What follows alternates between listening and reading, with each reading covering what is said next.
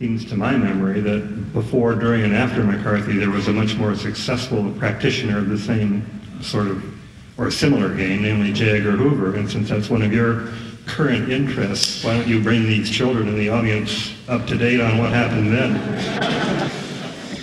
Well, what J. Edgar Hoover was not only a right-wing, he was an exotic person because he was a true bureaucrat.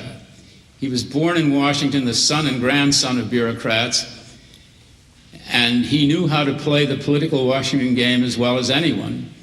And he created an industry out of investigating people and out of making communists out of people, of proving that people were communists who were never communists.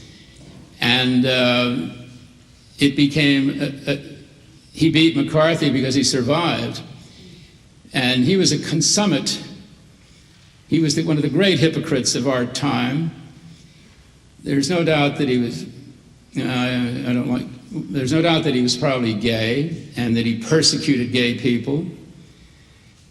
There was no doubt that he was a crook and took money from rich people and that everybody was afraid of him. He had a dossier on everybody. I entered Harvard when I was 16 years old.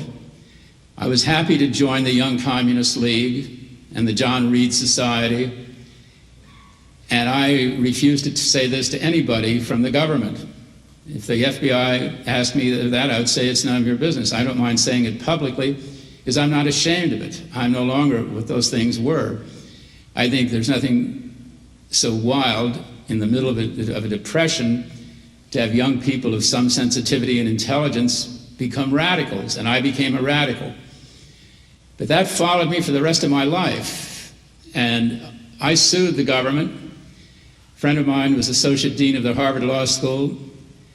I had him sue the government in 1975, and I couldn't believe it because I suddenly got 10,000 pages of documents. I'm not a spy. I talk too much. I drink too much. I've been married 6 times. I'm not the right kind of a person to be a spy. And